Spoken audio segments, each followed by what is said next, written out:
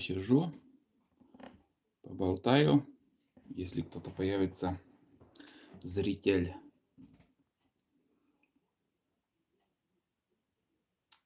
Пока никого нету.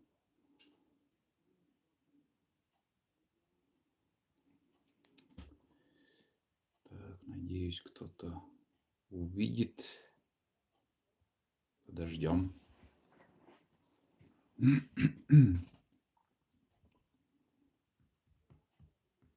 Вот 2 человека появилось. Все, значит, стрим идет, прямой эфир. Сейчас еще подтянутся. Надеюсь, чат тоже включен. Так, чат. Принцип нашего общества. Так, ребят, пишите, комментируйте. Учился, где-то часик посижу, поболтаю. Если будут вопросы какие. Так-то я непрерывно все время что-то говорю. В Телеграме сегодня тоже выкладывал видео. И на обеих каналах также видео вышло. Комментариев нету.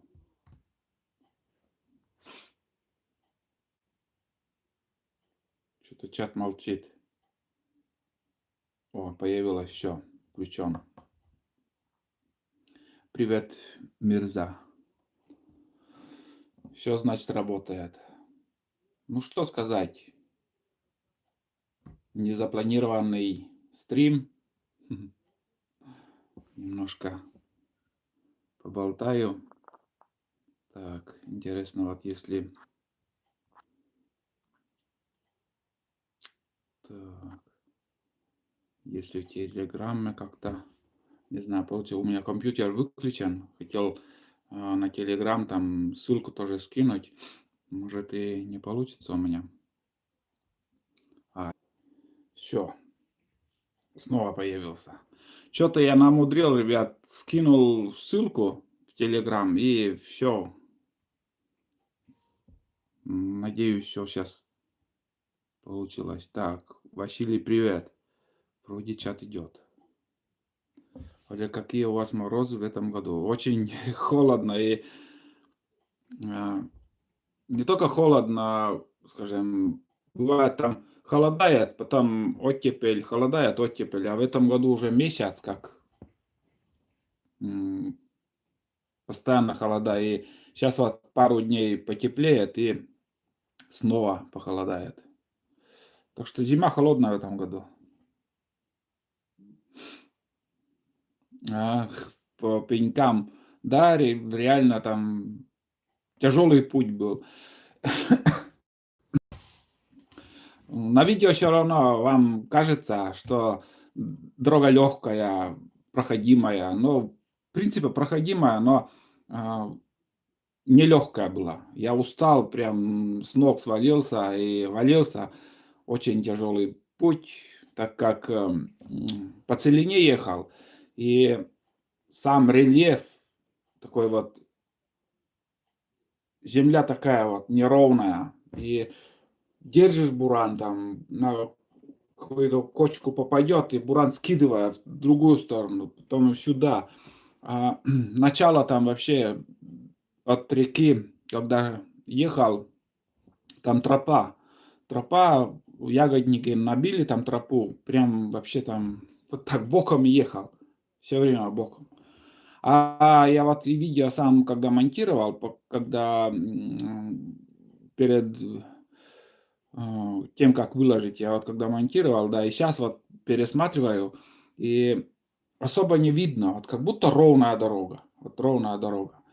И многим даже, думаю, кажется, что так, да, что тут ехать, газку дал и все. А газку давать надо подумав, потому что, во-первых, можно разбиться там. Я ехал на средних оборотах, средний, малый. Потому что где хорошая дорога, конечно, газ поддашь, там едешь, сам быстрее добираешься, удовольствие получаешь. А когда вот так медленно, на средних оборотах, чтобы не забуриться там. И на средних оборотах буран лучше едет. Вот. Раньше, как бы у меня Альпина была, вариатор, тоже газку давал, и ну, обратный путь уже совсем по-другому. Я припеваючи ехал, там сидел, кайфовал. Только вот где вот эти тропа, там тоже удерживаешь буран там. Спокойно так едешь медленно. Вот. Но зато честно я вам показываю, все честно показываю. Не то, что вот я мог, конечно же, там легко проехать и так смонтировать, что вот это он ездит, да, действительно, там без проблем он проехал. Некоторым так видео, некоторые каналы так выкладывают. Но я показываю реальность, как вот именно по тайге едешь. Я сегодня даже в "Ютубе" трехсерийный там, промысловый фильм нашел тоже. Пересмотрел 2 серии, 3 еще не смотрел. Там, в общем, 5 избушек у них, и тоже сын с отцом едут, на соболя там охотятся, и они тоже вот, как сказать, забуксовались там и копают лопатой, и они тоже, как говорят, мы, говорит, вот еще, это говорит, еще легко, мы, говорит, по дороге едем. А в тайге, когда вот именно по просекам, по узким местам, по тропам едешь, там ровной дороги нету. И просто ты застрянешь, и это только понимает тот человек, кто вот, по-настоящему ездит и проходит через это. А те, которые ездят даже на буранах, там царапины нет, и стекло целое, ну это просто, эт это это не то. Я такие видео не смотрю. Я смотрю вот именно промысловиков настоящих, которые вот промышляют, охотятся, на буранах ездят и по-настоящему показывают. Просто вы, зрители, научитесь, различать настоящее и которое показуха такая вот. Просто вот когда вот вы начнете различать, вот и вы найдете настоящее видео. А я стараюсь как бы показывать как есть. Я устал, устал, показал, устал. Я упал, упал. Буран свалился, свалился. Буран сел на пень. Это разве пень? Это даже 6. Я вам так озвучивал, 6. Я смело там задавить хотел этот 6. Первой серии, прошлой серии вам показал. Хотел задавить. А он, оказывается, он вообще жестко стоял. Еле спилил оттуда. И между гусениц так встрянет это, и все. И один раз, помните, береза там, на березу сел. Там вообще смешно. Со стороны посмотришь, это смех и грех. Как бы вот такой толщины. Вот, я не знаю, наверное, 4 сантиметра диаметром береза. Ну, как удочка береза. Меня тоже кидало туда-сюда. Я если газ кину, я остановлюсь. Если остановлюсь, у меня пробуксовка будет, я сяду. И все. Я буду потеть там, я буду мучаться. И я там, куда едет буран, туда и еду. Уже мне вот туда надо ехать, а буран влево чуть-чуть ударилось об дерево, влево поехал. Я туда-сюда, туда-сюда. Примерно ориентир есть, вот туда и ехать, я туда и еду. Но еду так, куда едет буран. Потому что остановка, любая остановка, это потеряешь час потом, потому что он забуксует. И как я вот на эту березу через эту березу, ну, он, думаю, прогнется там, я проеду через него. И я застрял на этой березе. Капец. Вот это видео я выкладывал тоже, вам посмотрели. Там пришлось, короче, лебедкой возился там. Ни в какую, туда, ни сюда. Случаи разные бывают. Это не так, что вот вы сели, мерзнете, сидите и едете как бы без проблем. И я никогда не поверю, что даже вот сейчас мне вот постоянно пишут: Олег, да, покупай мототолкач, ребят. Вот мне не верится, что вот где он проедет, не верится. Э, Не все это, как сказать, видео честно показывают. Показывают только вот такие моменты, где вот едет, едет, едет. Нет такой техники, чтобы он везде проехал. Я не верю в это. Не знаю. Но спорить не буду, конечно. Едет и едет. Не знаю. Надо посмотреть. Я пока на Буране вот езжу и тоже этот снег, вот, по которому ездил, он еще нормальный. Он проходимый был. Он хороший. Конечно, бензин я сжег, но Буран ехал. Немножко тяжело, но ехал. Вот такие дела. Так, сейчас, ребят.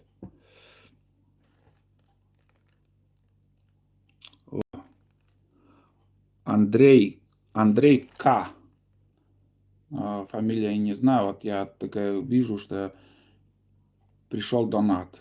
Олегу на канал ВК Ямал отправил. И вот там написано Олегу на канал ВК Ямал. ВК Ямал, привет. 2000 рублей получил донат, ребят. Это поддержка каналу. Спасибо вам большое за понимание, за поддержку. Это, считай, нормально. Вот. И,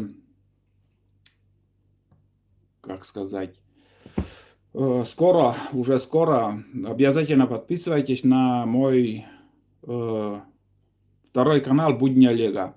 Обязательно подписывайтесь, и там вы увидите, на что я потратил и потрачу ваш донат. Как бы это хорошая поддержка. Это не то. Сейчас будет фильм, там распаковка посылки, как сказать, от подписчика тоже. Это как бы подписчик отправил посылку, поддержка. И кроме этого еще будет, еще именно я там озвучу, на что я потратил ваши донаты. Вот. А без ваших поддержки тоже, как бы вы меня поддерживаете, у меня стимул дальше снимать появляется. Вот эти деньги тоже на новый поход я потрачу. Обязательно. Сейчас вот погода немножко устаканится. Сегодня уже хорошая погода. Я сейчас вечером уже почувствовал такой вот, после 30 градусов, вот сейчас на улице вышел, и совсем другая хорошая погода для походов и для покатушек. Идеально. Вот. Что там говорил? Все забыл. Спасибо за поддержку. Так, смотрю, как ты пеньками скачешь. Больше ничего не написано, что ли? Привет, Олег. Какие ремни варианты используешь на Буран? Рубена, наверное, получается 33 ширина. 33. Но у меня, когда вариатор Safari поставил, у меня сильно ведет.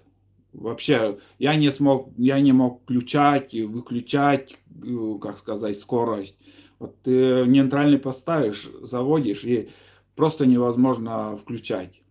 И потом пришлось мне передние диски, которые ведомый вариатор, я туда шайбу подложил, у меня ремень чуть-чуть утопил. И сейчас нормально, сейчас могу включать, выключать, и едет, в принципе, нормально.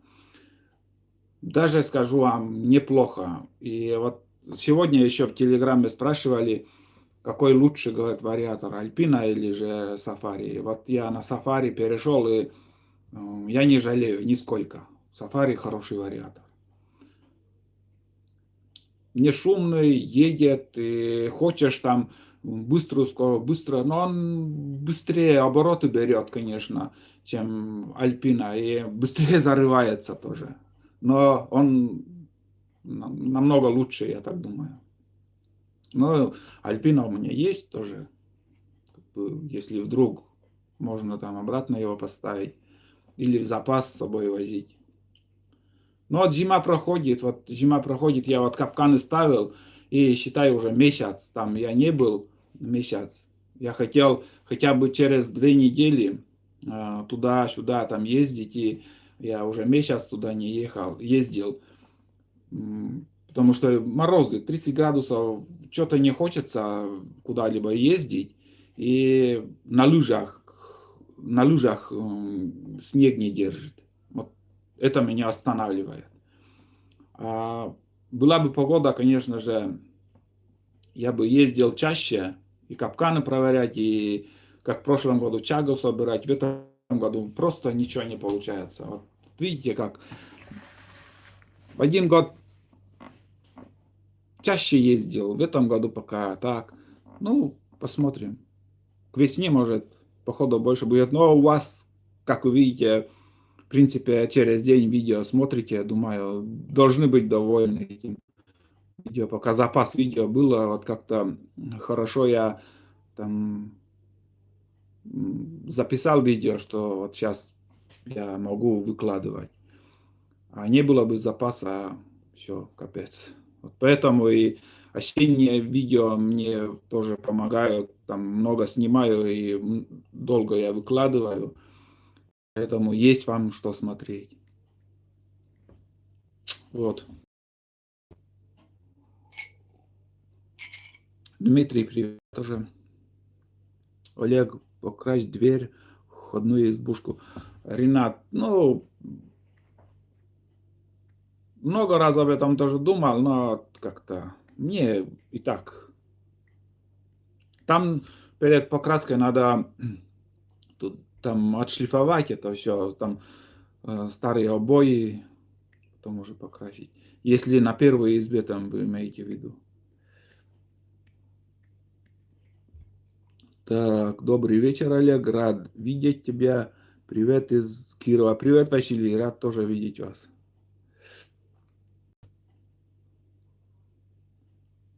Очень здорово, вот мои подписчики тоже. Здорово, подскажи новую песню Алсу. Здорово.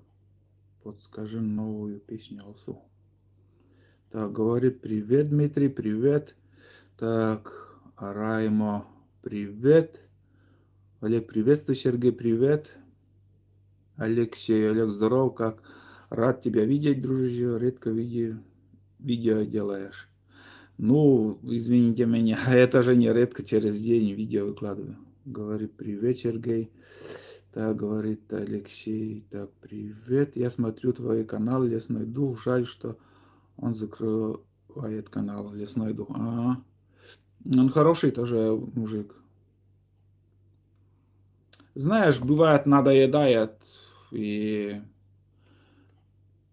интерес теряет человек, и может из-за этого закрывает, может еще. Я вот тоже, если кто знает, или сами трое в лодке, наши земляки с нашего района тоже снимали фильмы и давно уже не выкладывают. Я что-то их тоже потерял. Не знаю, причина, почему вот так все. Я их тоже смотрю, Игоря. Так, Андрей, привет. Олег, как Тулан поживает? Нормально. Алексей, Чолом, Олег, Щамда, Вежертен, Стабурса. Спасибо, Алексей. Там вот сегодня еще комментарии читал под теми сериями, где вот Тулана я искал собаку. Там некоторые люди просто мне не верят, что вот я это вымышленно все сделал, там тебе только книги писать, вот типа такие комментарии пишут, что все это вымышленно, все. Ну, ребят, это настоящее было. Мне делать, что ли, нечего, чтобы там вымышлять. И какой толк от этого? Что я буду звездой, что ли? Я вот там такие кадры снимать и все. Нет, это все реальность. Все реальность. И я вам честно показал, как вышел к Бурану, там собаки нету. Я вышел на Бураницу, собаки следы нету. И пошел потом искать. И вот так случилось, что сутки, больше суток Тулана я искал, и вот так встретились мы. Он целый, сохранности. И вот знаете, вот В жизни она так и есть. Если тулан без лапы приполз ко мне бы поверили там. Или еще в других случаях там. Но так вышло, что поделаешь. Так получилось. Самое главное, он жив. Так, Бурут Олег, спасибо, Алексей. Привет. Ты откуда? С Коми? Привет, Олег. Привет, Карл. Так, Карлеон. Так, думал, ты на рыбалку сегодня. На рыбалке нет. Сегодня нет. Я жду на подводную камеру, аккумулятор заказал, уже как бы в пути. Я это отремонтирую для рыбалки. Подводная камера у меня перестала держать аккумулятор. И разобрал, дай, думаю, на свой страх и риск разберу. И смотрю, там встроенный аккумулятор, короче, два провода припаяно. И посмотрел в Альберисе, случайно нашел. А в Альберис нам доставки нету. И дай, думаю, я в Озон посмотрю. В Озоне смотрю, есть 900 рублей там. И заказал за 904, наверное, получилось. А вот, как сказать, потом в Алиэкспресс зашел, такой аккумулятор 600 рублей стоит. Но доставка уже, считай, месяц или два. Потом, пускай, думаю, чуть подороже, ну, уже заказал уже все. Потому что в феврале уже как бы надо немножко порыбачить. И если я один раз схожу, то это меня будет тянуть. А сейчас вот пока ленюсь. Как-то и не хочется. Хотя я дорогу протоптал здесь до озера. Любой день можно сейчас на лыжах или на альбатросе там сел и поехал. И порыбачить там без камеры, без ничего можно, в принципе. Я знаю, что там все равно будет клевать, как ни крути. Это, ребят, успеется еще. У нас еще март, апрель, там 2 месяца, вот самые теплые такие вот. И рыба, движуха уже лучше будет. Яйцо еще надергаем. Это. Сейчас надо мне по возможности, как будет толк, я соберусь и снова поеду на вторую избу. Капканы надо проверять. И потом уже этот месяц хотя бы в феврале, хотя бы раза два еще туда съездить, капканы, чисто капканы проверить. Вот. А потом уже в марте можно и на рыбалку там. Посмотрим это. Фильмы у меня закончатся, меня ничего не удержит. Там я соберусь и поеду, и хоть даже и мороз или что там будет, я все равно, чтобы канал не остановился, все равно я буду снимать вам. Так. Сафари лучшее, что есть на рынке сейчас. Мгм. Ну, там хвалят еще какой-то третий вид. Я не помню уже, как называется, из головы вышло. Что там медленнее, тише едет, там еще, или скорость, там все в кучу хорошее там. Но наши буранисты, которые вот именно постоянно с буранами ездят и ремонтируются, и они для бурана, именно для бурана, говорят, сафари самая золотая середина. Вот так мне сказал человек. Это не то, что вот лапшу, которую в интернете вешают, а именно вот у меня есть знакомые, которые вот этим занимаются, которые тонны груза таскали там всю зиму и меняли всякие вариаторы, ремни, бураны, снегоходы, они могут уже сравнивать, и я это знаю, я им как бы верю. А в интернете там, кому верить, я не знаю. Вот. Привет, Александр. Медвежонок. Альпина вообще для начинающих.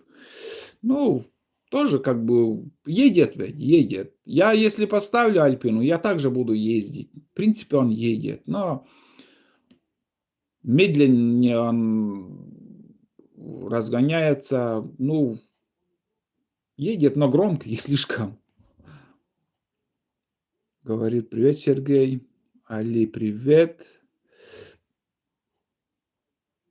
Так, едь на санках, пишут.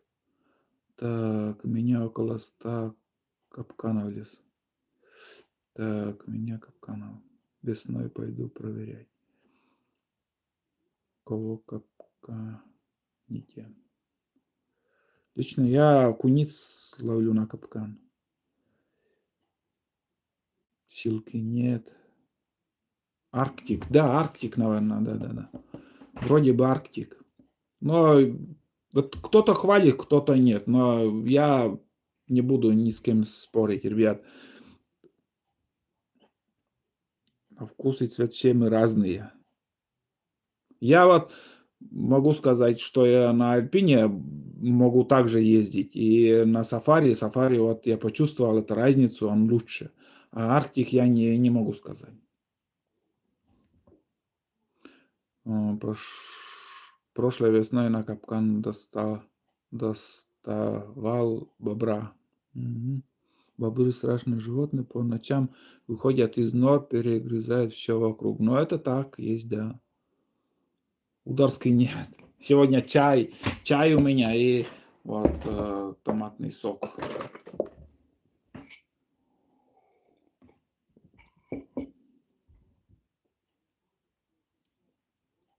Страшнее человека ничего нет. Но это тоже как бы можно ли убежать от медведя? Если он начнет догонять, он догонит. Смотря какое настроение у него. Не убежишь. Я уже понял, что от него не убежишь. Бесполезно, он догонит. У него скорость большая, и человек не убежит. Если он начнет тебя, решит тебя убить, ты от него не убежишь. Нет, бесполезно. Так, очень рад. Да, Тулан нашел я. Олег, здравствуйте, как у вас дела? Нормально, Сергей. На фоне Адама и Кадырова у входной двери на концерт Иосифа Кобзона зачислен. Так, это Чечня, не буду. ДТП. Так, говорит, привет. Гергену. Вот что-то вблизи тоже глаз. Так, говорит, привет, Алексей.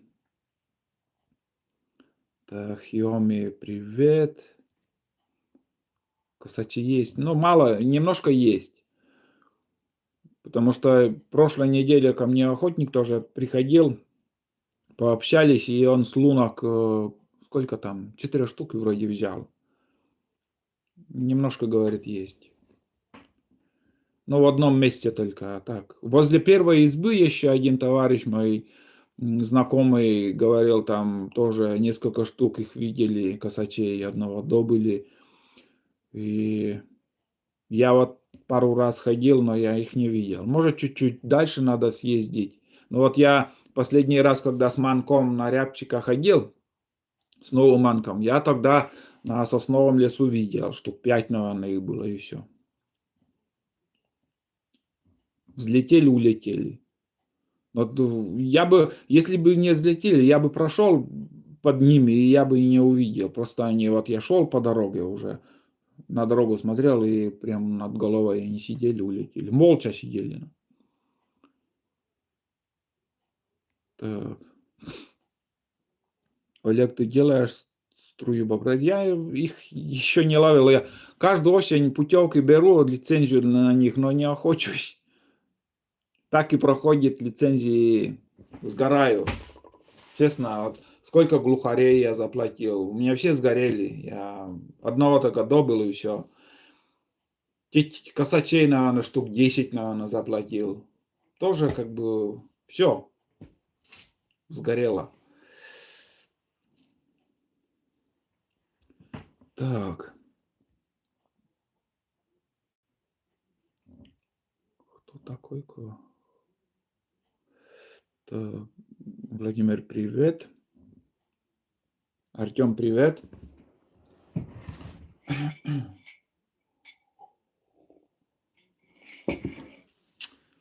61 зритель.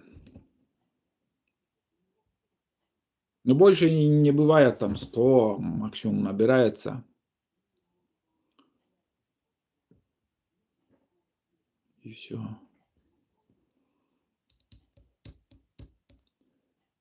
Кабаны,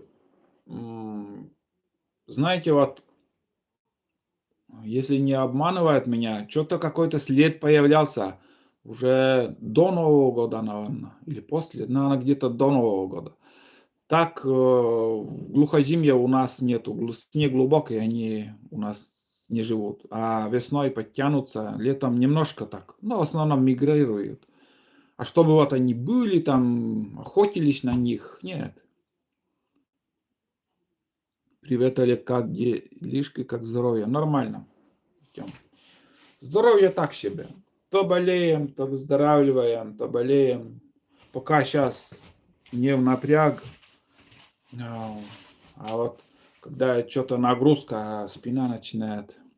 Ну, об этом уже знаете. Вечером нет, редко. Так, я для себя делаю, правда, со спиртом туго, а не водка слабая. Мгм.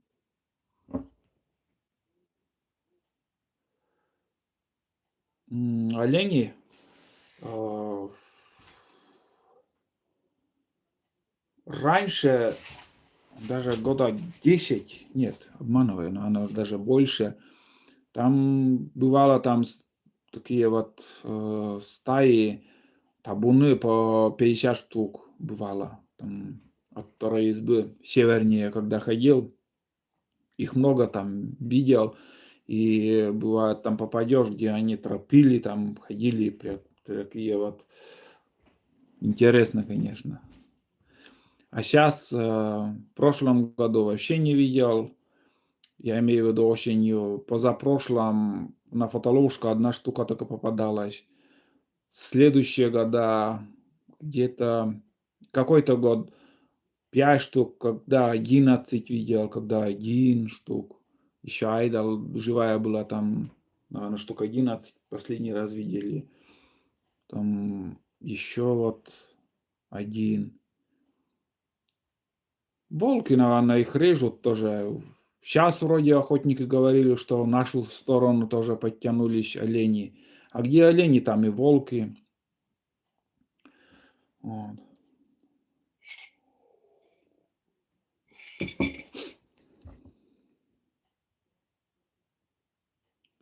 Так, Тёлам Олег Мот, почему ты дату видео не озвучиваешь, чтобы понимать погоду и природу? М, э, Стараюсь под каждым видео в будни Олега там дату я выкладываю. Здесь, на этом канале, ну вот знаете, вот в каждой серии не стараюсь, но бывает, в какой-то серии я озвучиваю сегодняшний, ну, вот день. Проснулся там, озвучил сегодня вот какой такой-то день. Или же вот сейчас, когда был я, на второй избе, вот вторую серию вы, наверно, сегодня вот посмотрели уже.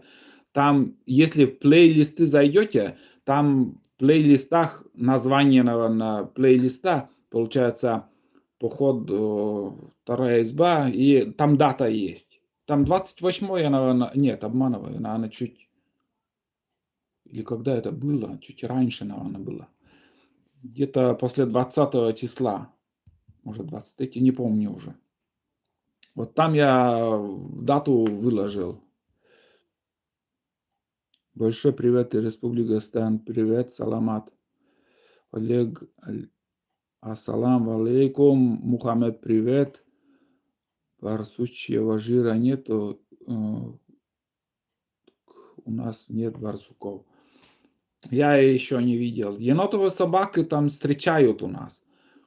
Росомахи есть, а барсуки, может, изредка так тоже пройдет через нас, но совсем что-то не слышно, чтобы кто-то их особо встречал. Южнее от нас больше, животный мир богаче, вот южнее. В сторону Кирова уже совсем другое. А у нас чем севернее, тем тяжелее, наверное, обитание, снег глубже и не знаю, что влияет там.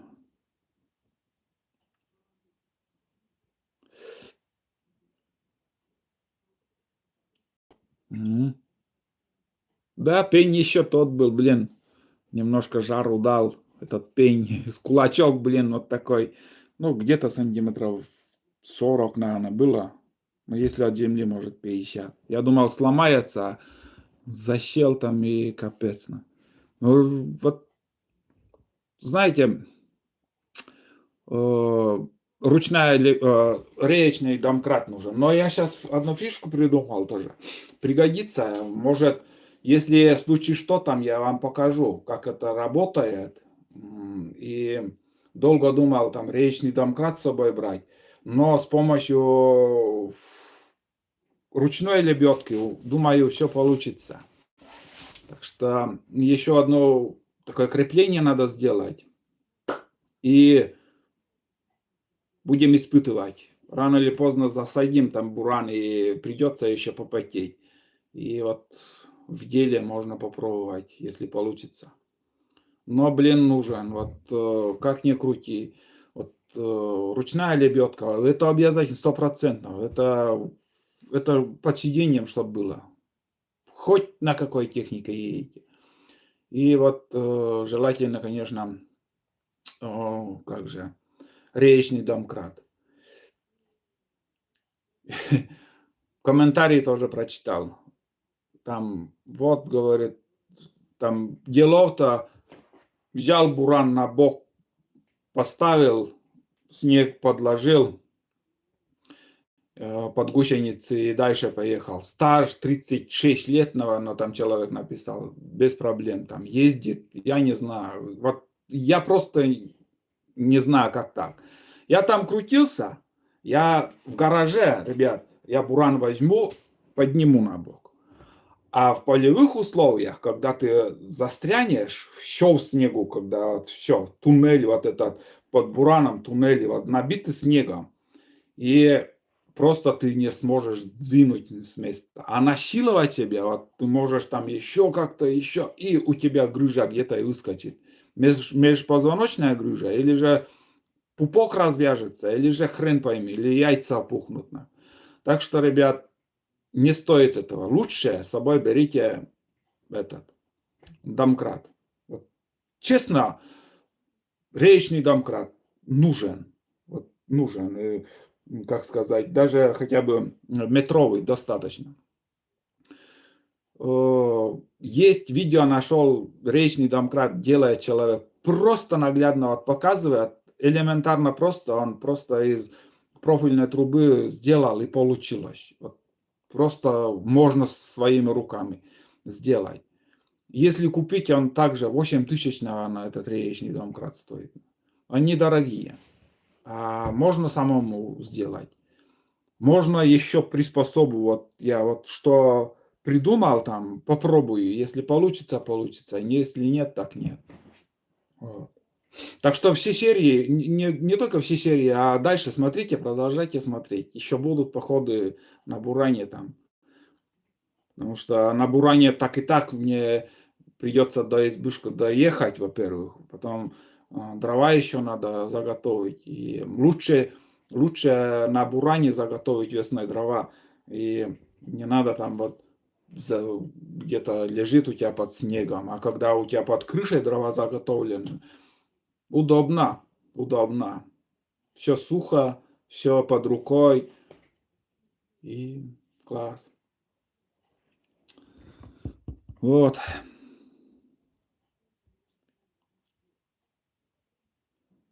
Так.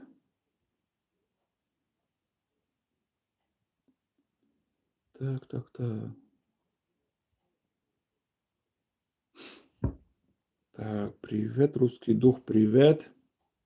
Рад видеть вас. Так, Олег, привет. Алекс. Ну, 4906 тоже привет передает. Привет, привет. Андрей, здорово, Олег, привет. Говорит, привет, Денис тоже.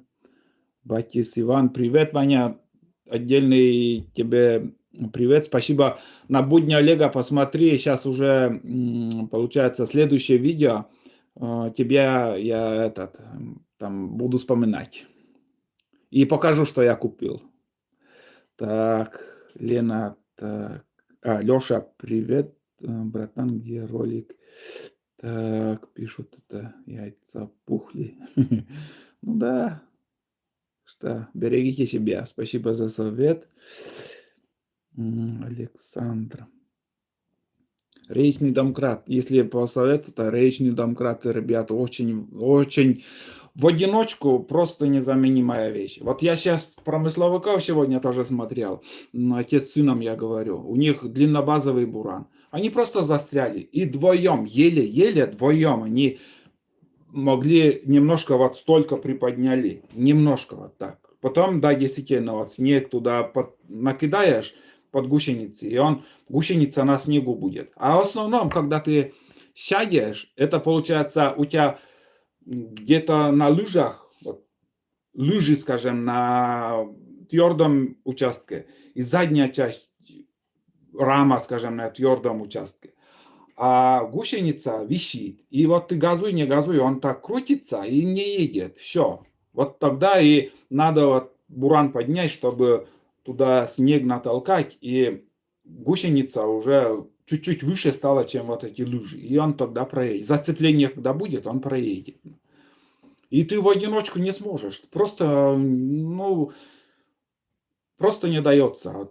Не можешь поднимать. А если у тебя есть речный домкрат, который вот для автомобилей продает в любом магазине, там, ты подставил одной рукой, вот другой рукой куришь, другой рукой так поднимаешь, там, чик-чик-чик, приподнял, все, ништяк. Туда снег накидал и едешь дальше. Все, беспроблемно. А если этого всего нету, ты будешь там кружиться. И если у тебя еще и лебедки нету, или топор забыл там. Вот так. Ну, пока в такие ситуации человек не попадает, он, конечно... Я тоже, у меня представление, честно, при покупке, честно я говорю, прям в глаза всем.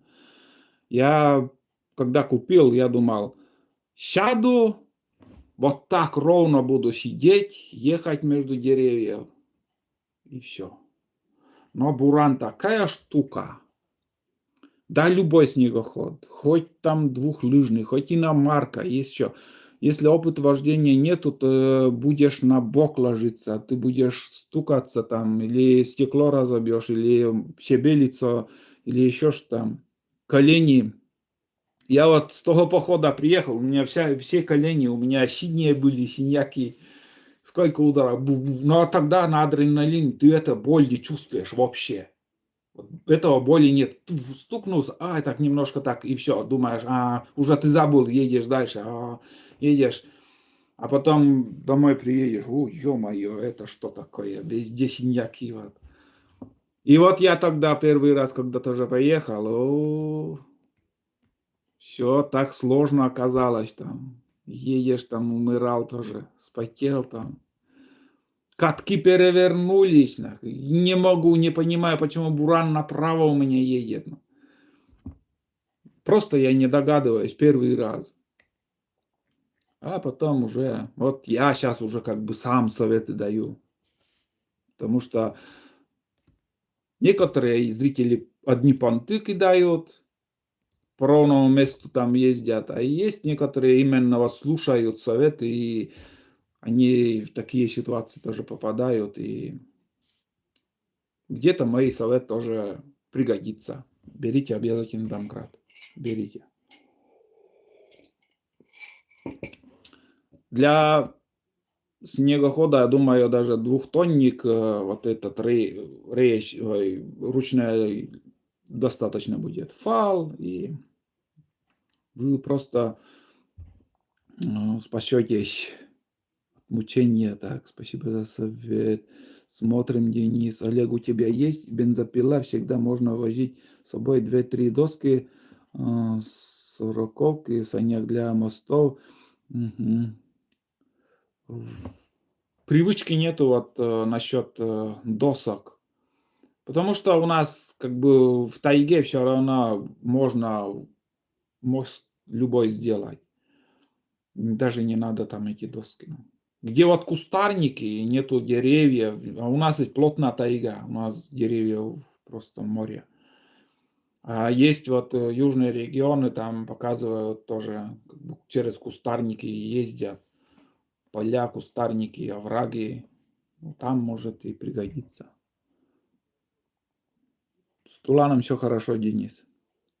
Здорово, брателло. Привет, Славик.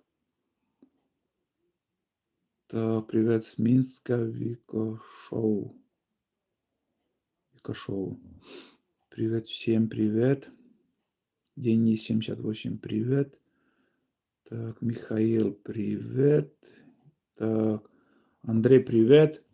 Сейчас я смотрел твой фильм, последний, как сказать, последний раз заходил на твой канал, когда ты в Наледь заехал на этом Тафаларе. Там комментарий тоже оставил. Я не пропускаю Наледи, я где-то вот так, наверное, написал. Так, есть желание купить самолет, нет возможности, есть желание купить Буран, но нет желания. Ну, значит, если нет желания, лучше не покупайте. Привет, Галина, привет. Андрей, так, Нали тяжело вытащить удлиненный буран, короткий легче выходит. Я не знаю, что легче там, если нормально сядешь там. Но не сравнить, конечно, с длиннобазовым бураном.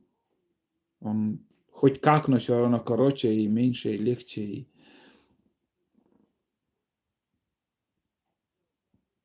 Так, Олег, привет. Ты когда-то срочно выезжал из тайги? Срочно. Когда же это? Позапрошлом году, наверно, получается. Когда я с ночевкой поехал, а, получается, с ночевкой поехал на Буране тоже до второй избы. Позвонил домой вечером, вот день прошел так нормально, там, там еще у меня несколько дней, да я думаю, буду здесь еще в избушке. Вечером позвонил домой, и Викторовна говорит, завтра тебе, говорит, больницу надо. Номерок, говорит, пришел. Думаю, ё-моё. И вот так пришлось обратно приехать. Это вот такие вот форс-мажорные ситуации. Неприятно, конечно, когда ты с удовольствием хочешь там пожить, и так приходится обратно возвращаться. Так что были, ну и кроме этого еще были тоже моменты. Когда зуб заболел тоже, вот ты много раз уже об этом говорил, охотились, и резко заболел зуб, но невозможные боли были. И вот тоже я готов был пешком, думаю, я напарник там у меня был, где я сейчас охочусь, там со старым хозяином еще охотился в тот год. Я ему говорю, я говорю, сейчас ночью пойду. Сейчас я оденусь и пойду ночью домой. А он меня уговаривает, ложись, говорит, спи. Завтра, говорит, на лодке, говорит, спустимся. И вот так тоже форс-мажор, вот пришлось на другой день сели и пришли на лодке. Я разделся, переоделся, то есть сразу здесь у нас еще в больнице зубной врач работала, и дернули зуб. Такие форс-мажоры.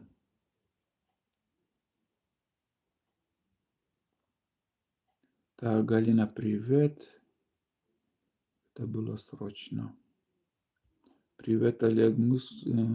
Мысли толкачей не посещают. Виталий Иванов. Ну, сейчас смотрю, видео много про толкачи там тоже.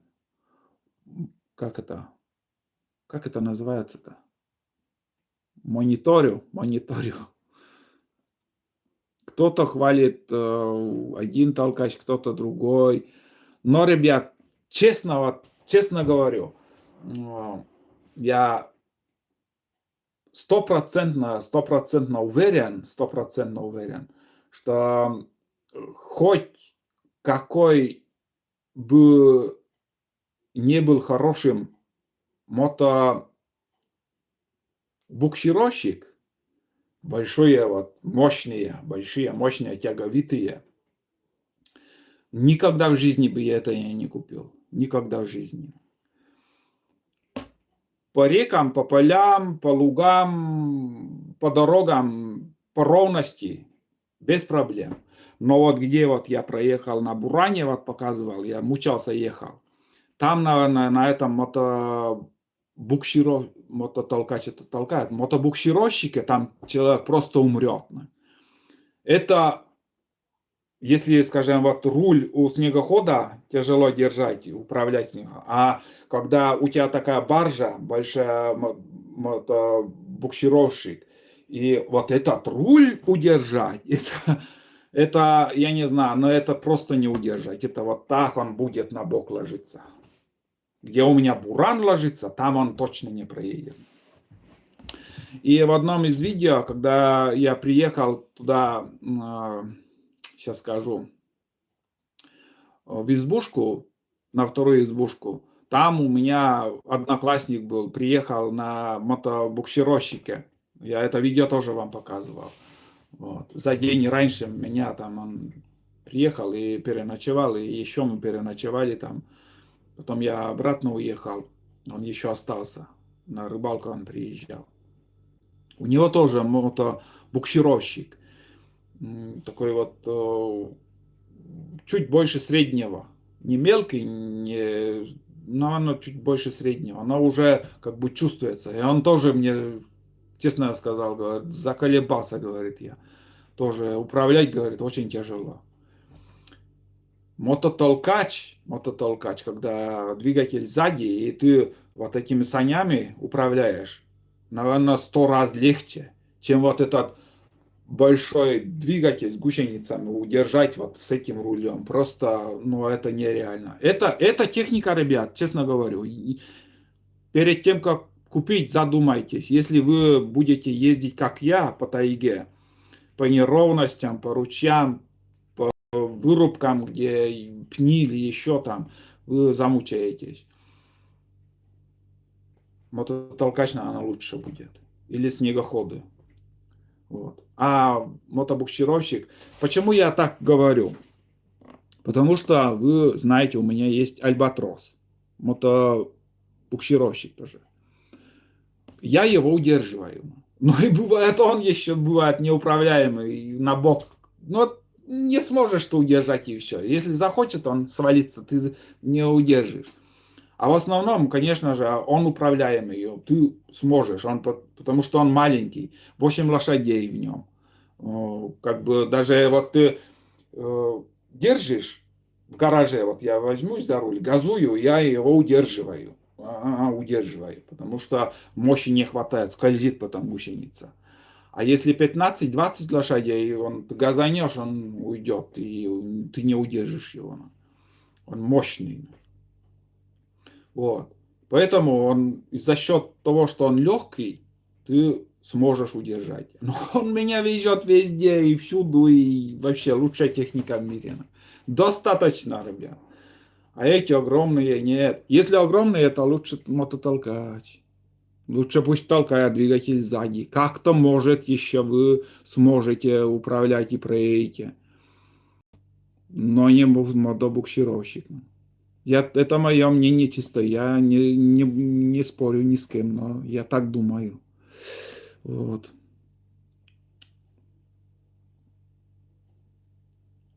Так. Ну, насчет толкача, если будут какие-то новости, вы увидите, услышите и узнаете. А все новости у меня в телеграм-канале. Внизу в описании найдете ссылку. И на Будни Олега. В основном первые новости я там выкладываю. Будни Олега, там второй канал. Так, Галина, привет. Какой народ еще могут понимать язык коми? Ну, у нас ведь коми с этим, как же это? Удмурты, наверное, очень похожи. Много слов удмуртские с коми там похожие. Так, к тебе в избушку когда-то приходили непрошенные гости. Ну, под непрошенные гости я не знаю, кто может быть в списке. Не раз приходили односельчане, а вот чужие, скажем, вот, которые с других районов, с другого города или еще с города там приехали, такого не было. И именно вот приехали и переночевали толковые, если мужики там, это понятно. Есть ведь еще бывало там примеры, что приезжали, избушка полная, и они еще там и, как сказать, понты кидали, чем-то грозились, там еще такие вот бывало. Это уже непрошенные. Если по-человечески они не разговаривают даже, а вот именно начинают там грозиться, там еще что-то там, угрожать чем-то еще, это вот непрошенные. Так, мотобуксиров сильно руки выворачивал, устаешь рули. Вот именно Василий. Вот Василий должен понимать, и должен понимать, во-первых, где я езжу. Думаю, там у нас лес одинаковый. И вот ельник, он сам по себе ельник тяжелый путь для любого снегохода. В ельнике много пней, в ельнике корни высокие. Вот от елки корни так идут, корни. И вот это все, как сказать, буран или же снегоход или мотобуксировщик, он норовит там перевернуться или еще. И вот тогда вот этот мотобуксировщик, это нереально держать. Он просто на бок ложится еще. И все. Хоть какие руки. Но руки крепкие, но можно вывихнуть кисти рук. Там просто вывихнешь и все. Вот это надо вот тоже как бы... Продавцы, конечно, не будут такие нюансы говорить, лишь бы им продать, но вот такие моменты от владельцев и наглядные примеры видео для некоторых полезно, кто вот хочет купить. Вот я свое мнение озвучил, и думаю, многие со мной согласятся.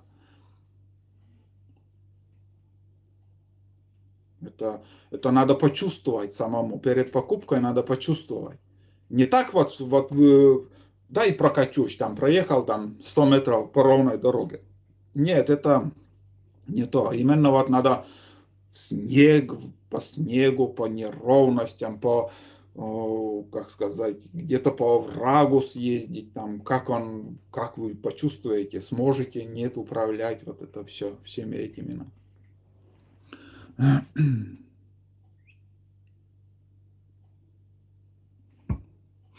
Так, сейчас, ребят. Олег, добрый вечер. Привет с Нижнего Новгорода. Привет, Владимир. Рад видеть. Приветствую, Олег. Грузи видео. Почаще смотрю, более... Через день стараюсь. Да, прекрасно понимаю. Ну, у нас тайга одинаковая. И вот я думаю, вот те, кто вот мне пишет, что я не умею ездить на снегоходе, или же тут можно так легко проскочить, думаю, это пишут зрители или вообще не владеют снегоходом, у них нету, или они живут в южных регионах, где не так много снега и не такой рельеф. Ну вот, я не знаю. Бывает, знаешь, по дороге едешь, и такая колея попадет, и там можешь там забуксовать. Я видео выкладывал, как там ехал, и нырнул. А там я стоял, я видео там немножко записал видео, а там, оказывается, эта колея не мерзла была, у меня вся гусеница в воде там. Хорошо, что я хорошо, легко выехал оттуда. Мог бы туда еще забуриться глубже. Выехал и дальше проехал. Но там тоже плавал. Вот дорога широкая, и там еще так меня мотало там, потому что колеи-то под снегом есть они. Кажется, что поле такое ровное, с нас там. Нет, там подводных камней достаточно. Вот. Так. Бульдозер. Привет. Из Литвы. Да, между прочим, этот человек постоянно мне в первых рядах комментарии под видео тоже оставляет. В Альбатросе уже менял. Нет, не менял. Третий сезон езжу, не менял. Я, ребят, не буксую. Альбатрос остановился, чувствую, не может. Я встаю, вытаскиваю или же рядом иду. Но не так, что вот газуешь, говоришь, вот сейчас выйдет. Он чуть-чуть тоже как бы смотришь, выходит. Но лучше такой момент, он просто диски сгорят. Не менял еще. Так, про это что? Так, общаешься ли ты с Коми-Р? С Коми-Республикой или что? Так, Мария Игнатова, привет, что по кунице у вас? Есть ли в лесу или... Мало их, куниц мало в этом году. Охотники тоже по одной, по две штуки только. Поймали еще.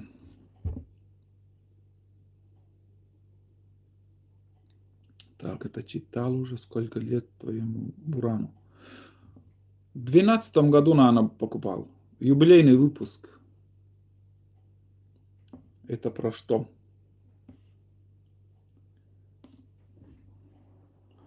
Там 40 лет Бурану.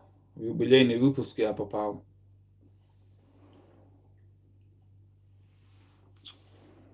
Так, Ирина. Здравствуйте, Олег. Попала на эфир. Жаль, что вы не предупреждаете заранее. Чуть не пропустила. Как вы успеваете в тайге сходить? Как раз тут показать и ролик и выложить. Это большой труд. Спасибо. Я, Ирина, снимаю много. Как бы за поездку снимаю много. Не так, что вот поехал и за 3 дня или сколько там, полчаса ролик. Нет, я снимаю много. Стараюсь показать, как все это более подробнее показывать. Вот. У меня только на 2 серии ушло на то, что как я доезжаю до избушки. А мог я показать за 10 минут, конечно же. Такие красивые моменты вот вам показал бы, и все. Все прекрасно бы закончилось. Выехал, доехал, даже показал радостное лицо. Вот я как я доехал без проблем. Я приехал где-то на скорости проскочил там дорогу, там еще что-то там проехал, как делают люди. И никакой усталости нету. А я реальность показал, как я умирал. И самое главное, у меня такая отдышка была реально, ребят. Я чуть не там, чуть реально коньки не скинул. Я вообще, я задыхался. Я вот когда возле ручья пилил, сперва я остановился, там выхлопные газы вот от этого, как сказать, от бурана, вот просто вот там такой туман. Еще начал пилить, я это все пилил, и я такая отдышка у меня, все, я задыхался, я пилот так бросил, и голову так спустил вниз так, и отошел от бурана, где же воздух, мне воздуха не хватает. И я все думаю, сейчас все, наверное, я здесь умру. И вот как-то я отдышался, так успокоился, отдышался. Потом вот это все я проскочил, потом опять это началось у меня, опять воздуха не хватает. Такая вот тишина, штиль, везде вот этот дым и от выхлопного там вот просто легко можно задохнуться. Ветреные дни, вот это все проветривается, вот это рассеивается дым. А тот день вообще как-то вот Бывает, знаете, вот как же, вот дни вот, кто вот в селе живет, с утра вот дым из трубы выходит с домов, с трубы. И этот дым не прямо идет куда-то вверх или ветром уносит, а именно вот как-то вот слой какой-то вот прям над деревней, все. Вот не уходит дым, все в дыму.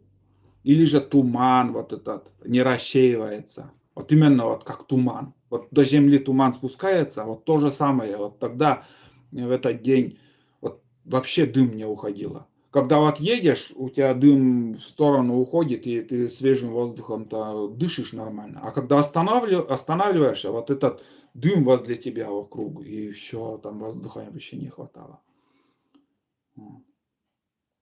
И я вот это все показал. Мне было плохо, я показал. Мне хорошо, показываю.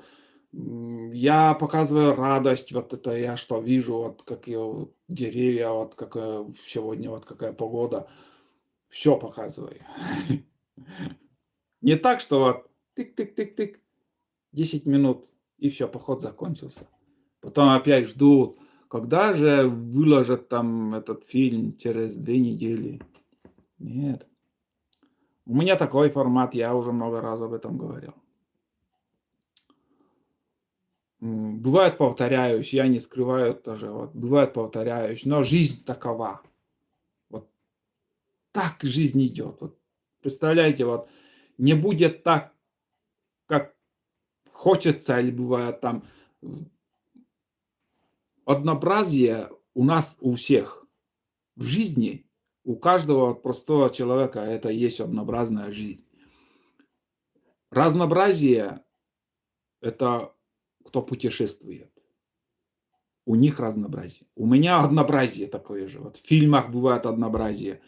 Еду, печка, вода, еще что-то там. И вот как будто фильмы получаются как-то чуть-чуть одинаковые. Но хотя дни разные, и время года разные, и все равно. Но сценарий, в принципе, как-то получается одинаково. Мы так живем, люди. Потому что люди утром уходят на работу, приходят на работу. Но вот что у вас на столе в основном? Конечно же, наверное, я думаю, 50% пускай будет. Все равно одинаковую еду вы кушаете. Если в селах это разнообразия такого нету. Если путешествуете, морепродукты едите, там, еще что-то новое. И каждый раз, вот, я вот смотрю, это, погнали, видео сейчас, вот, передача идет. Он путешествует, он разное всего пробует, он живет разнообразно. А мы живем одинаково. И меню одинаково, и жизнь одинаково. И вот такой круговорот каждый день идешь, идешь, идешь. Вот так, такова жизнь. Не всем дано путешествовать. Если, скажем, я тоже ездил в другие регионы, другие районы, может быть, разнообразия у меня было бы больше, но мне вот не хочется путешествовать, и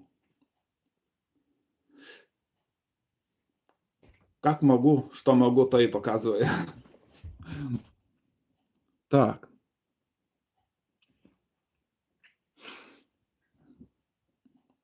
где я прочитал последнее? Вот нашел. Сколько тебе лет? 4 апреля 50 будет. Полтинник в этом году. Да.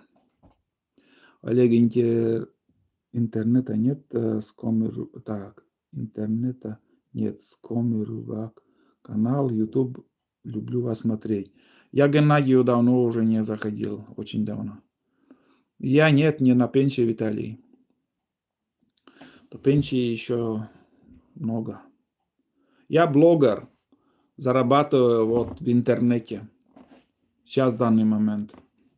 Мой заработок это интернет. Это ваши просмотры. Если будете смотреть мои фильмы, какие-то копейки я получу. Нет, так нет.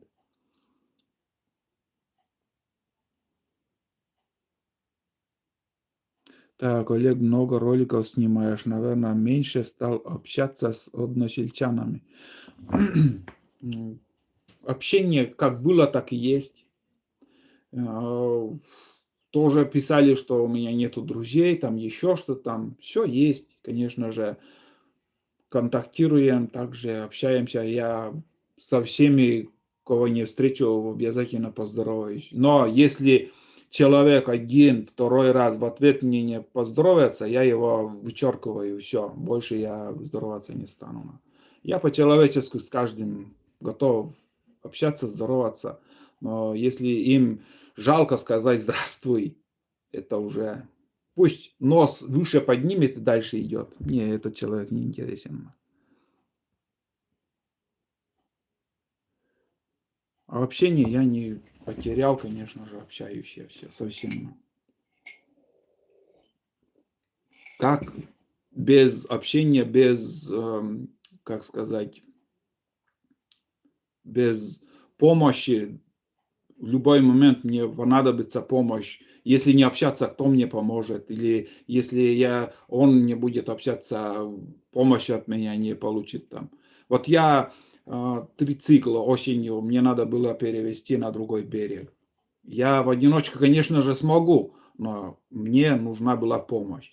Я, конечно же, обратился, там вот возле реки люди живут, я по пути там с Ванькой пошли, говорю, поможешь, без проблем он помог мне.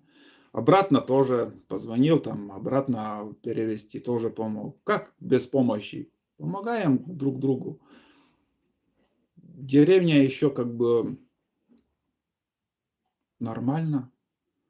Бывает, ссорятся и дружатся, и, как сказать, без этого никак.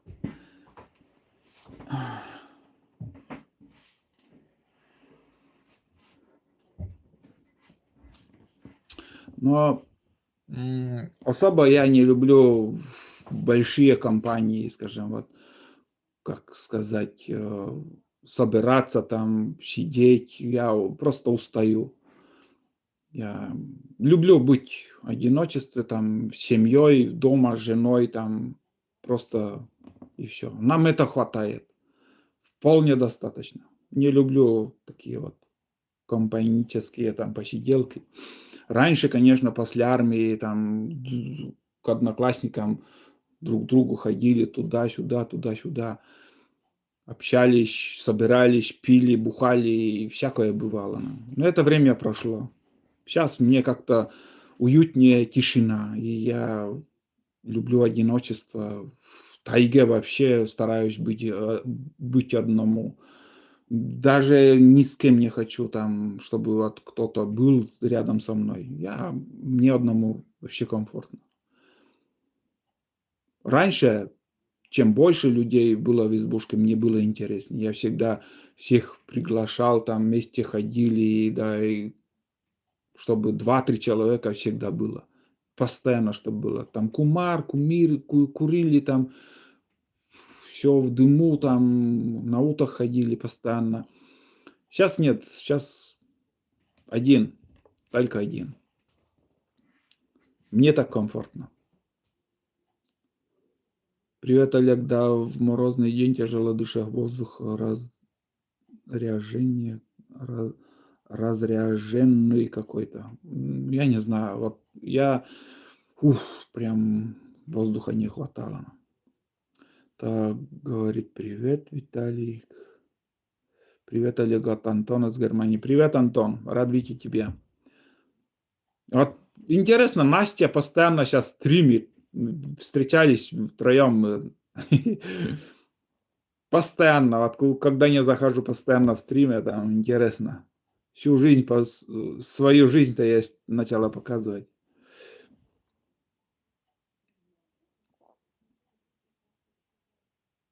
Так, Владимир, да не обращай внимания, ты достойный. А что там, на негативные комментарии обращаю, блин, почему-то вот реакция есть, не могу себя в руках держать. Когда вот пишу, что там не умею, там еще что там не то делаю, вот почему-то вот. Хотя, знаете, вот 90% комментариев, 95% даже, наверное, добрые, хорошие, понимающие комментарии. А вот один вот дёготь там капнет и прям возбуждающий злость берет. М. Это честно, вот есть такое. Да, полный штиль, так и есть. Живешь просто свое, прадедом сохранил свои традиции. Так и есть.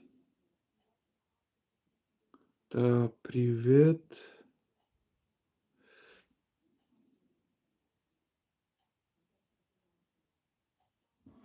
Так, когда много путешествуешь, тоже однообразие придается, когда посетил 25 стран, уже не особо интересно. Ну, что-то новое. Вот мне вот хочется тоже, знаете, куда? В жизни мне вот какая мечта? Мечта увидеть пирамиду и вот китайские стены. Вот 2 такие вот, интересно. И еще в Италии, как называется, вот, где вот эти гладиаторы выступали или что там, не помню, как называется. Вот это тоже посмотреть. Ну, вот увидишь в телевизоре, и вот бы здесь побывать, посмотреть. А вот, как же, в Таиландах или еще где-то там уличные вот такие всякие разные на скорую руку готовят еду. Вот тоже бывает, хочется попробовать. Но как я посмотрел вот это индийские готовки на улице, уф, вот это там отвращение, там да, там, конечно, свиньи живут такие еще, ой-ой-ой. Это невозможно есть там. Так, Олег, проездом буду, обязательно заеду. Владимир, хорошо. К нам не раз уже ко мне заезжали подписчики тоже. Бывает там, как сказать, приезжают и по пути заезжают. Привет, Сашка. Здравствуй. Сегодня хотел тоже тебе в Телеграме написать там пару вопросов, а потом думаю, не буду уже дергать лишний раз. То уже начинает тоже доставать. Но бывает, знаешь, вот много чего бывает, не понимаю, что-то где-то какие-то вопросы, и кому обращаться? Только тебе. Более-менее там хорошие ответы от тебя получаю, нужные для меня. Жизнь прожить, не поле перейти. Олег, жизнь у всех разная, ты живешь для себя, и тебе это увлекает. Лосятинка, кабан, медведь, бобр, глухарь, косач, рябчик, кулик, ну и остальное. Вот что мы едим. Улика один раз тоже пробовал, медведя тоже пробовал. Вот бобра не пробовал, кабана вот тоже нет. Как ты делал свои охотничьи лыжи? Охотничьи лыжи у меня один просто из доски. Из пила, вот надо было быстрые лыжи. Взял доску 10 сантиметров шириной, 2 сантиметра толщиной была. Там, как сказать, лишнее убрал, согнул и обработал, все получилось. И до сих пор еще на нем хожу. Потом 3 пары лыж еще делал уже из настоящего дерева, которое вот дерево, вот большую елку, из большой елки на 4 части, как сказать, вот счастливые люди там клином все делалось, а я бензопилой. Вот напополам, скажем, сперва пилишь, потом еще вторую часть напополам, ну и 4 куска. Из одного бревна получается 4 куска. И вот получается у тебя одно бревно, один кусок, вот такой треугольник и болонь там сверху. Вот это болоневую часть и надо для лыж. Не сердцевину, а болоневую часть. Вот. Из этого лыжи более, как сказать, крепкие, они не ломаются. И знаешь, из этого материала ты лишнее убираешь сперва, такой брусок примерно толщиной, ну, скажем, 8 даже сантиметров. И один конец из этого бруска уже с середины полностью полуготовности почти утоньшаешь и потом уже гнешь. А вторая половина еще брусок. Представляете, все это делается для того, что вот ты уже на бале он как бы согнул, снял, у тебя уже как бы один конец настоящий как лыжи, а второй еще брусок. И вот так смотришь на дно, и бывает лыжи немножко чуть-чуть как бы вертлюгом становится. И для этого и брусок оставляешь. И вот с тонкого конца начинаешь вот это все выравнивать и выравниваешь. Днище все выровнял, уже все четко получилось. Потом уже сверху все досконально уже лишнее убираешь и получается настой. Это все делается топором, рубанком и так вот получается, я не знаю, как еще это надо показать. Это не то, что вот вы тонкую доску взяли или обработали до тонкой доски, потом уже гнете. Нет, это совсем другая технология. И как бы так я делаю. И у нас в селе так делают. Но у нас в селе делают стандарт 12 сантиметров. Но сейчас я, ребят, если лыжи буду делать, не меньше 15 сантиметров шириной. Я понял, что широкие лыжи, как ни крути, лучше на широких лыжах ходить. Так. Приезжай с Виктором в Германию, в гости могу разместить бесплатно, в деле комнату могу. Спасибо, Антон, спасибо. Так, правильно говоришь. Как село называется? Нившера. Посмотри твое видео на буране пухляк одном ехать. Это очень тяжело, надо электронную лебедку ставить. Не, электронной лебедки не надо. Ручная хватает. И там у меня еще прицеп ведь был. Это еще тоже мешает как бы для езды. Олег, тебе 50, мне всего 72 тайга, моя жизнь. Это кормилица с ниж пенсией. Ничего, это жопа, удачи тебе, Олежка. Спасибо. Это 72, это хороший возраст, уже как бы нормально. Прожить бы до такого возраста я был бы очень рад. Это хороший возраст. 70 это для человека. И еще вы в тайгу ездите, это крепыш. Молодец. Здоровья вам. Вот. Движение, в принципе, это нормально. Двигаться. Я тоже как бы, если есть возможность по погоде. Ну вот, знаете, вот сейчас на улице, скажем, 25-30. Вот могу я запросто вот сесть на буран и поехать.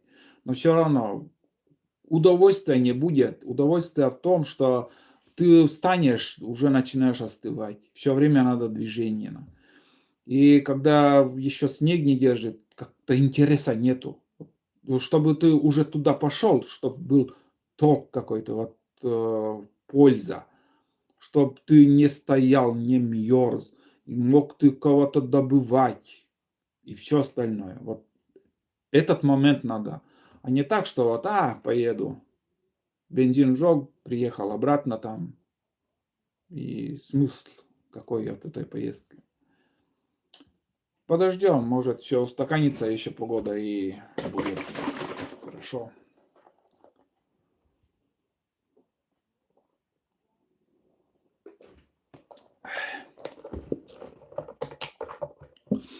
Олег, приветствую, Андрей, привет. Привет из Волжских берегов. Привет, Татьяна. Да, и Тамара-то есть. Спасибо за красивое видео, Тайга. Как туланчик. Нормально все. Там как сказать,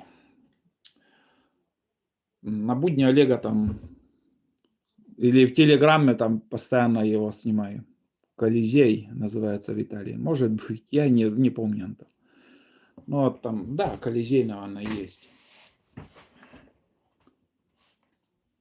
Олег, так, будешь там. Нет, не буду. Все, передумал. Я удлинять 100% не стану. Не буду. Это я тебе взял на день оленевода в городе. Так, звал на день оленевода город Андрей э, Янова, 14-15. Андрей, спасибо за донат, во-первых. М. Не, меня из дома просто так не вытащить. Так, Татьяна, привет. Я не любитель куда-то ездить. Ой, вообще. Я люблю дома быть и в лес еще. Изредка в Сыктывкар. Олег, почему у тебя на Буране, где стоит оргстекло на оценке, мы ставим резиновый флиппер.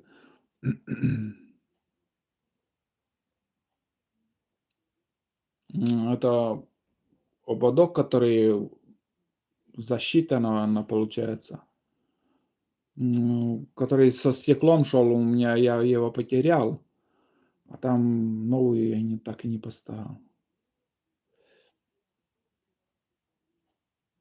Так, понял. Нет, нет, понял. Но это я, жесть туда поставил, повыше сделал, чтобы вот я рослый и стекло чтоб выше было. А резины у меня нету, не было. Ну вот на жестянку поставил, в принципе, держится тоже хорошо.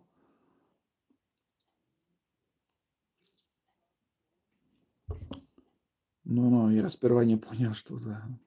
Привет, Олег, опоздал немного, смотри, испанского острова Фьортовену. Ура, лайк. Смотрим, испанского острова. С испанского острова. Понял, Рудой, спасибо, что зашли. Но я уже буду заканчивать. В горле пересохло. Уже как бы я час хотел, уже 1,5 часа болтаю. Так, Василий, привет. Василий. Так, Александр, доброе время суток, Олег, привет. Алексей, Светлана, добрый вечер, Олег Викторовна, привет. Спасибо, Светлана. Как здоровье? Да, терпимо, нормально. Нет, Вишера это параллельно другая река. Нившера у нас. Как и село, так и река течет. Наша река Нившера впадает на Вишеру с Камусом. Нет, не с Камусом. У меня полоска там. С Камусом тоже были. С Камусом он тяжелее, но и в принципе без Камуса у меня только полоска, обманка. Достаточно. В межсезонье, когда вот первый оттепели, конечно, с Камусом лучше, но и не прилипает туда снег, и в гору легче подниматься. А широкие лыжи, которые подарили мне, вот это широкие, он там с Камусом идет. А самодельная обманка. Или как погода у вас? Чуть-чуть потеплело. На Волков, Паша, я не знаю. У нас проходные только вот приходят, уходят, а чтобы вот жили, тропили там редко когда. Или заниматься плотно надо как-то, какие-то привады делать там уже с осени, с начала сезона. Мало их у нас. Вот когда Тулан терялся, вот тогда приходили, они уже от села уходили, то есть. Они уже здесь, оказывается, были, и они уже уходили. Вот. И больше пока случаев не было. Я лично не слышал, чтобы вот где-то кого-то видели или кто-то поймал кого-то. Нет, такое еще не было. Смотрю, да, смотрю. Перелистываю в этом, как сказать, YouTube. В основном в YouTube смотрю. Про промысел, шорты много смотрю. М, Пристрелка оружия смотрю в основном. Тоже стараюсь смотреть, когда стреляют из мелкашки с нашими патронами. Вот это видео очень нравится. Промысел капканов стараюсь смотреть. Раньше смотрел тоже охоту на медведя, я сейчас перестал. Что-то интерес потерял. Ходовая охота вот интереснее более-менее. Про еду стараюсь смотреть много тоже фильмов. Пакистанцев смотрю, когда вот из говна делают что-то красивое, хорошее, ремонтируют сломанное, сделают такую конфету. Я не знаю, как у них получается. Просто я не знаю, что за люди они, эти пакистанцы там, но просто честно из говна делают супер. Все получается. Вот такие вот уличные готовку смотрю. Просто по настроению, когда что хочется. Сейчас у меня вот телевизор включен, там передача "Погнали". Вот это смотрю. Если телевизор смотреть, то смотрю "Битва шефов", передачу "Погнали", 1 отдел. Сейчас по НТВ смотрю каждый вечер. Вот такие вот интерес к таким передачам, таким фильмам. М, А в остальном, не знаю, по настроению. Так, кого? Нившер это где Сторожевск? Да, от Сторожевска 60 километров, 62 еще севернее получается. Так, Канон, привет. Какие каналы про охоту? Не особо не зацикливаюсь там, не могу сказать. Сегодня я попадал именно про отца и сына, там видео было про Мышлядина Соболя. Охота с лайками я подписан. Еще какие-то каналы. Знаете, вот если один, второй раз посмотришь фильмы, они автоматом потом рекомендуемые выходят. И вот так подряд смотрю. "Чемпион", хорошая пила, "Канон". 241 у меня. Вообще смотрели уже сколько походов. Дома лесовоз дров пилил, и в походах, и продольно пилил. Спокойная, легкая пила, тянет нормально. Не скажу, что штиль, он зверский, хорошо там мощный. Он по-своему не такой мощный, но он пилит хорошо. В воде как бы чуть-чуть легче хусварный пилит, но тоже можно, скажем, подводное что-то бревно там, если на лодке там едете, там спилить. Уже должны понимать, что не просто так я хвалю. Я примеры много я уже вам показал, что эта пила достойная, хорошая, неплохая. 241 "Чемпион". Если вы помощнее хотите, там уже потяжелее.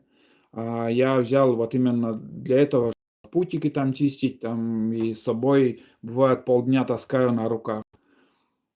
А тяжелая пила, она уже тяжелая, мощные пилы. Александр, спасибо вам. Политику нет. Политику не стараюсь. Вообще. Там вообще обман. Я не знаю, кому верить. Там, честно,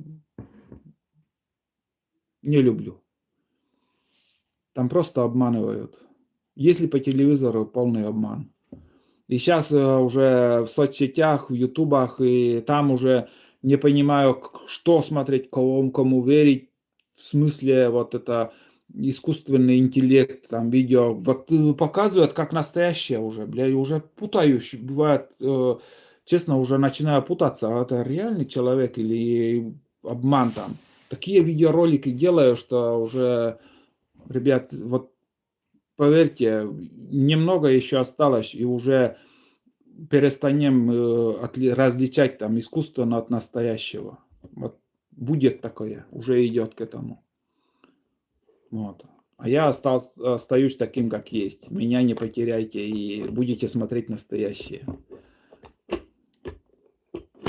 Так, вот где первый отдел смотришь? НТВ.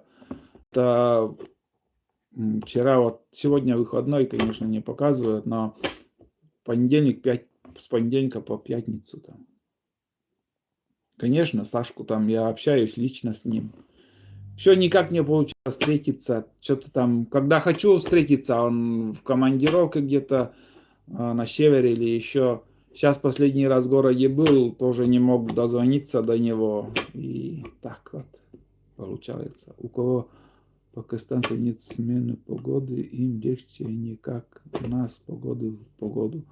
У нас, да, у нас погода вообще... И здесь, вот где я живу, климат вообще тяжелый, очень. Очень мы зависим, здоровье зависит от этого перемена погоды вообще. Капец. Крутит только так. Или голова болит, или кости болят, или живот заболит. Там вообще давление подскочит, или наоборот. Лыжи из елки. Самые хорошие. Легкие и крепкие из елки получается. 250 зверь. Да, я говорю, он уже помощнее. Пила хорошая, да. После меня в нашем селе уже где-то примерно на 5 или 7 пил таких купили. Потому что я всегда показываю, озвучиваю по-честному. Стоит покупать или не стоит. Люди верят мне, и думаю, никто еще не огорчился, что вот по мне там купили они что-то.